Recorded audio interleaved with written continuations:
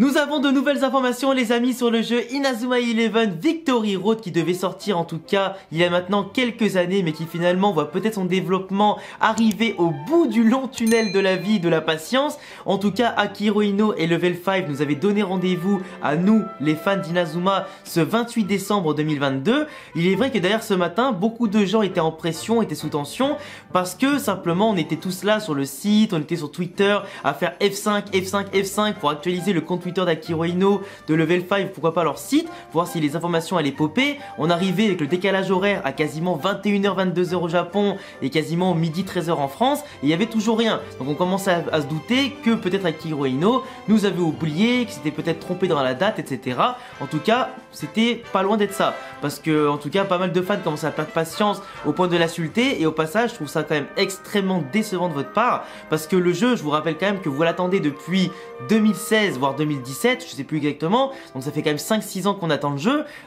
T'es pas non plus à quelques heures près, t'es pas non plus à quelques fausses news près, t'es pas non plus à quelques mois près si le jeu, tu vois, t'as pas les infos tout de suite, ça c'est clair et net. Et tu vois, perdre ton calme et insulter le mec, non seulement ça donne pas une bonne image du public français, de toi-même déjà, respecte-toi, et en plus de ça, bah ça va pas aider le mec qui à mon avis est sous pression, sous tension pour sortir un jeu enfin correct à la commu, tu vois. Donc aujourd'hui on a quand même droit à quelques informations, pas des trucs de ouf, mais on est quand même sûr d'une chose, aujourd'hui le jeu est officiellement confirmé pour 2023 sur PS4, sur Switch et sur du coup sur jeu mobile, donc Android et iOS. Alors bien entendu le jeu mobile, toujours pas d'informations sur la qualité du truc, sur son contenu, ça va être exactement pareil que sur Switch et PS4 et à mon avis ce sera pas du tout la même chose, ce sera un jeu à mon avis qui sera totalement différent, qui aura bien sûr des modes en moins, qui aura ses modes spécifiques, etc. Donc ce sera pas la même qualité du jeu parce qu'en général sur mobile les jeux coûtent pas très cher, donc forcément comparé à un mec qui va l'acheter sur Switch 50 balles et l'autre sur PS4 à 60 balles, tu vois, ils peuvent pas proposer le même contenu en général, tu vois, ou alors des fois des contenus complémentaires, ça c'est possible aussi. Pourquoi pas des joueurs exclusifs qui pourront s'échanger entre les plateformes, ça c'est potentiellement aussi quelque chose qu'on peut envisager. Mais en tout cas aujourd'hui on a surtout eu droit, mis à part à cette officialisation qui est quand même une bonne nouvelle. Alors pour l'instant ça sortira au Japon c'est sûr, l'Europe s'attendra peut-être les nouvelles informations qui arriveront en février 2023 pour commencer à espérer voir en tout cas Inazuma Eleven franchir les frontières du Japon, ça pourrait être pas mal parce que bien entendu je pense que beaucoup d'entre vous, si le jeu ne sort qu'au Japon au moins pendant 6 mois, 1 an et quelques, je pense que beaucoup d'entre vous vont importer le jeu, soit directement depuis l'eShop, du coup en créant un compte japonais sur la Switch, ou alors pourquoi pas un compte PSN japonais sur la Play, soit en faisant importer en physique. Moi si je dois le faire importer ce sera uniquement en physique et pas en démat, parce que je suis pas fan de ça, mais je pense que si le jeu met 6 mois, 1 an ou plus à sortir en Europe après sa sortie au Japon, je le ferai importer histoire de jouer un petit peu avec vous en stream, et pourquoi pas vous montrer un peu quelques vidéos de gameplay, tout ça, ça peut être pas mal tu vois, et faire pourquoi pas le let's play entier sur la chaîne secondaire, même si en japonais on comprendra pas grand chose, je suis certain qu'il y aura des super héros de la communauté qui parlent japonais ou qui pourront se débrouiller pour soit faire un patch en français, soit proposer des traductions des menus via des screenshots, etc. Ça pourrait être pas mal en tout cas, mais c'est clair que la communauté, que ce soit espagnole ou française ou anglaise, elle restera pas indécise ou en tout cas dans l'inaction si le jeu sort uniquement au Japon pendant un temps, tu vois, tout comme il y a eu notamment pour Go Striker 2013, donc tu vois, ce sera exactement la même chose. Sinon nous avons eu droit les amis, alors pour l'information, à une petite vidéo de gameplay de 3 minutes qui nous montre simplement la possibilité de jouer alors sur Switch, PS4, etc. avec différents angles de caméra. Soit tu vas jouer à la verticale, du coup avec une caméra qui va suivre toute la longueur du terrain, soit comme sur FIFA en général où tu vas pouvoir jouer sur toute la largeur du terrain. Et ce qui est pas mal aussi, c'est que tu pourras alterner les caméras pendant le match. Donc un coup l'action, si tu préfères la voir comme ça en long, tu peux. Si tu préfères la voir en large, au bout d'un moment, tu peux aussi. Et ça peut être sympa justement pour appréhender, est-ce que tu vas à ce moment-là dribbler, est-ce que ton joueur tu fais partir en profondeur, est-ce que tu vas peut-être orienter ce joueur-là plutôt dans l'axe, est-ce que tu as peut-être un meilleur point de vue de la défense de ce côté-là, voir un petit peu les joueurs qui sont positionnés, comment tu pourrais donner le ballon plus facilement avec quel angle de vue, ça peut être plutôt pas mal. Et je trouve qu'en tout cas cette polyvalence dans le gameplay et le visionnage, la retransmission du match pardon, franchement je trouve ça intéressant. Ça peut vraiment apporter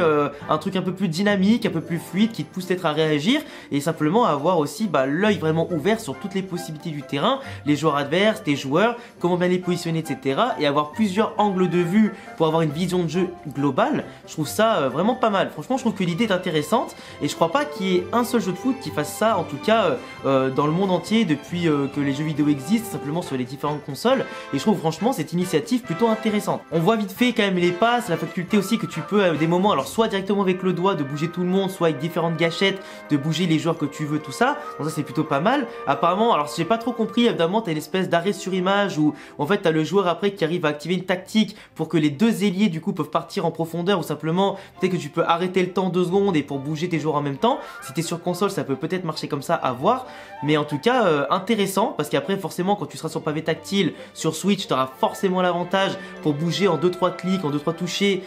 forcément les joueurs. Ils n'ont pas encore parlé d'un potentiel stylé qu'ils pourraient vendre avec le jeu sur Switch ou sur mobile pour simplement t'aider à jouer comme à l'époque sur la 3DS. Du coup à voir un peu ce que ça peut donner, ou peut-être que des fois tu devras acheter le stylet pas forcément à level 5 en même temps que le jeu, ou des fois avec un autre modèle qui sera vendu séparément par une autre entreprise ou quoi, on verra bien. Mais globalement ça peut être toujours intéressant à mon sens de savoir jouer autant pavé tactile du coup sur la Switch que directement à la manette, parce que des fois tu peux tomber contre des mecs aussi qui jouent comme l'un ou comme l'autre, et pour moi varier le gameplay pour comprendre vraiment et anticiper tout ça, ça peut être intéressant. Donc on voit les différents angles, la caméra, tout ça. On voit quand même aussi que alors certains joueurs par contre, il y a un truc qui est un petit peu dérangeant, c'est que je trouve personnellement que les graphismes sont pas non plus exceptionnels. Tu vois, quand tu compares par exemple à Striker sur la Wii ou Striker 2013, alors oui, il y a une petite avancée, c'est logique, entre la Wii et la Switch, mais je trouve pas le gap énorme, tu vois. Je trouve pas le gap énorme, et si les graphismes sont comme ça sur PS4, je pense que ça va quand même piquer un peu des yeux, parce que pour moi des graphismes comme ça sur PS4, c'était même pas la base des jeux qui étaient même sortis à l'époque sur PS3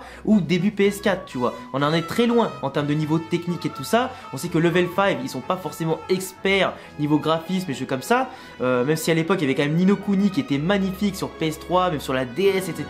et sur PS4 qui est incroyable. Mais à part Ni no Kuni, ils n'ont pas sorti beaucoup trop de jeux en général qui sont très très beaux comme ça. Mais pour moi, ça méritait quand même, tu vois, d'avoir un up graphique qui aurait été quand même en tout cas mérité par rapport à l'attente des fans et par rapport au temps de développement surtout. Après des fois tu as les moments où tu as les joueurs qui se rentrent dedans, alors du coup il y a des moments ça active pas forcément les duels, tu sais, ou quand les joueurs se rentrent dedans, où tu peux choisir de dribbler à gauche à droite. Donc j'imagine qu'il y a des moments, il y a des choses qui vont être automatisées. Si peut-être quand tu arrives devant le joueur tu peux appuyer sur une touche qui va te faire directement le dribble sans passer par le menu arrêté, pourquoi pas. Ou peut-être simplement si le joueur a vraiment l'avantage sur le joueur adverse, peut-être que ça lance pas de duel, même si je trouve ça un peu bizarre parce qu'en général dans les Inazuma ça a quasiment toujours été comme ça, sauf quand vraiment tu faisais une technique qui foirait ou je sais plus quoi, là tu sais sur la DS ça arrivait à des moments comme ça quand t'esquivais. Mais là ça arrivait quasiment tout le temps, en tout cas sur la vidéo. Donc je trouvais ça bizarre que ça arrive autant de fois à la suite. Donc à voir comment ça peut être fait au niveau de l'équilibrage surtout. Parce que si t'affrontes un mec qui a des joueurs qui ont beaucoup plus entraîné que le tien et que ça te laisse vraiment aucune chance, j'espère que le matchmaking en ligne sera en tout cas bien régulé pour que globalement le niveau des équipes qui sera peut-être fait avec un niveau moyen, que tu tombes pas contre des mecs beaucoup trop forts ou beaucoup trop faibles. Tu vois, faut vraiment des matchs qui soient le plus équitables possible. Donc à voir comment ça peut se passer avec les joueurs, comment créer les équipes les plus équitables possibles, les plus équilibrées, et voir justement comment ça se passe niveau gameplay. Tu vois, si tu peux lancer quand même des tacles, des techniques, même si tu es en infériorité, etc. Faut voir, parce qu'en tout cas là le but de la vidéo c'était simplement de montrer les caméras, les déplacements qui ont l'air assez fluides. Bon, au début j'avais peur d'un truc, c'était que le terrain soit trop petit. Finalement on voit qu'avec la caméra sur la longueur, que la caméra est pas trop petite en fait, enfin que le terrain est pas trop petit et que du coup ça va, les joueurs en tout cas ont le temps de traverser le terrain, d'être replacés, de se mettre en tout cas en évidence, de bien replacer ta défense si jamais t'es débordé. Donc ça va, le terrain il est pas trop petit, j'avais peur de ça. La vitesse du jeu ça a l'air d'aller, en plus de ça tu peux même en plus tenir, enfoncer alors soit les boutons sur la manette, soit directement depuis pavé tactile pour faire une passe lobée ou passe en profondeur directement en dirigeant ton joueur ensuite vers le ballon. Donc c'est plutôt pas mal de faire ça. Il y avait un petit peu un système comme ça dans Mario Striker sur la Switch, là, le dernier qui est sorti, où tu pouvais garder le bouton foncé pour faire la passe lobée ou la passe en profondeur, et après derrière tu gérais la dose et tu pouvais même après avoir un petit cercle qui te montrait la zone que tu visais. Donc c'est plutôt intéressant aussi pour fluidifier le gameplay, et entre les appels, les passes dans les courses et les espaces, c'est pas mal. Donc là j'ai l'impression quand même que l'aspect tactique sera hyper intéressant, et en plus de ça, bon ça c'est tout ce qui a été montré globalement, mais je trouve pas après les super techniques ultra belles en tout cas par rapport à ce qu'on avait vu avant. Je trouve qu'ils auraient pu faire mieux. On va s'en contenter bien entendu, hein, c'est quand même sympathique à voir, mais c'est pas extrêmement beau, tu vois. Moi je m'attendais à un rendu peut-être beaucoup plus fluide, peut-être beaucoup plus coloré, beaucoup plus impactant en fait. Là ça fait un peu, je sais pas, il y a un côté un peu bizarre, un côté un peu moyen. Et vous me direz ce que vous en pensez en tout cas dans les commentaires, mais moi je trouve ça un peu moyen. Et sinon après la dernière info globalement à part tout ce que j'ai dit, c'est qu'on a une nouvelle image avec un personnage dont on n'a pas le nom pour l'instant et qui est apparemment vu comme un des meilleurs footballeurs en tout cas du monde, du jeu etc, du monde d'Inazuma. Donc en tout cas il a une tête un peu qui pourrait faire penser un peu à Mark Evans avec différents cheveux ou quoi, mais en tout cas il a l'air d'être intéressant. En plus le mec c'est forcément un joueur qui sera talentueux, donc j'ai hâte de connaître son type, en tout cas de son type d'éléments, ses techniques, parce qu'à mon avis il aura des techniques originales, de connaître son nom, son histoire, tout ça, parce qu'avec les nouveaux personnages qu'on a, il y aura quand même pas mal de belles surprises je pense, peut-être en tant que scénario, etc. Donc ça fait une belle rivalité par rapport aux joueurs qu'on connaît déjà, qui eux de base sont connus par rapport à nous comme étant les meilleurs, je pense au Axel Blaze, au Sean, Zanark, etc. Donc voir comment ce joueur là va se situer parmi l'élite, dans la tier list simplement des joueurs du jeu, ça peut être intéressant en tout cas à savoir. Mais je pense que ça va pas trop tarder, je pense qu'on le saura en février, en même temps peut-être que la date de sortie finale du jeu, parce que là 2023 du coup ça va commencer, on aura fini le premier trimestre quasiment 2023 avec du coup les nouvelles informations qui sortiront, donc forcément moi je pense que le jeu sortira à l'été 2023 pour faire peut-être correspondance avec l'anniversaire du jeu, enfin de la licence qui arrivera en août, puis l'autre côté le fait que c'est les 15 ans de la licence environ si je dis pas de bêtises, donc tu vois tout va coïncider peut-être vers l'été pour la nostalgie, pour la symbolique, tout ça, donc c'est plutôt pas mal. Après bon bah le reste on verra bien, je pense pas avoir oublié d'informations mais normalement